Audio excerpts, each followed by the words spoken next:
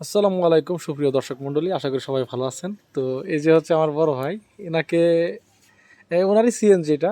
তো সবাই সবার মধ্যে কিছু না কিছু জ্ঞান থাকে, তো আমার বড় ভাইয়ের মধ্যে কিছু জ্ঞান আছে স্পেশাল বলতে পারেন। যে সিএনজির একজন এমবিবিএস ডক্টর, না সিএনজি না, আমি বলতে পারি চাই যে তিনি হচ্ছে একজন ইঞ্জিনিয়ার, একটা যে কোনো ধরনের গাড়ির যে কোনো ধরনের গাড়ি এমবিবিএস ডক্টর।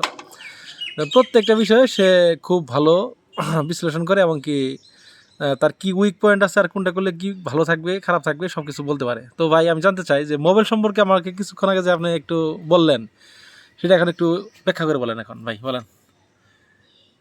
ভাই, মোবাইল বলতে আমি যত জানি, আমি ছোট মানুষ, বড় ইঞ্জিনিয়ারও না, বড় ডাক্তারও না।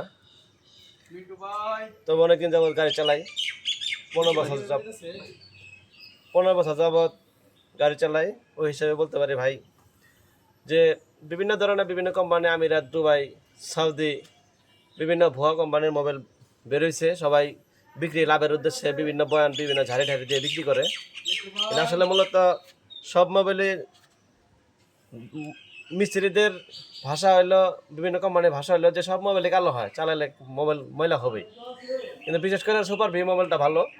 এই মোবাইলটা সহজে কালো হয় না। ইঞ্জিন ক্ষয়ে গেলে তো মোবাইল কালো হবেই সবগুলাই, কিন্তু মোবাইলটা, সুপার ভি মোবাইলটা দেরি করে কালো হয়, একটু ভালো। আর এই মোবাইলটা কালো হয় দেরি করে, এক মাসের মতো চালানো যায়। 1 মাসের আগে কালো হয় না। আর অন্যান্য মোবাইল 1 মাসের মতো কালো হয়ে যায়, ইঞ্জিন তাড়াতাড়ি ক্ষয়ে যায়।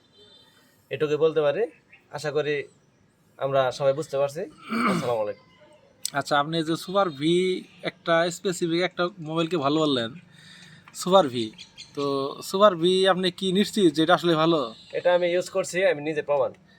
এমন তো না যে আপনাকে স্পন্সর করা হয়েছে যেটাকে ভালো বলার জন্য, না না না, আমাকে এরকম ভাবে, বা আপনাকে টাকা অফার করছে যে আপনি না এটাকে না না ভালো না, বলবেন? আমাকে এরকম ভাবে বলেন। আমি নিজে বাস্তব নিজের গাড়ি চালাই, আমি ভাড়া গাড়ি চালাই না।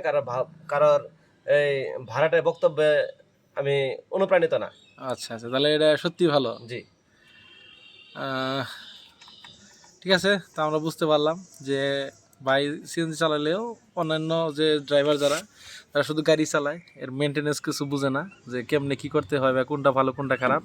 দেখেন যে জগের মাধ্যমে স্যার, আমাদের বড় ভাই নিজের গাড়ি উঠায় ফেললো, এখন হয়তো বা চাক্কার কোনো কাজ করবে। তো উনি একজন মেকার বলতে পারেন বা ইঞ্জিনিয়ার বলতে পারেন।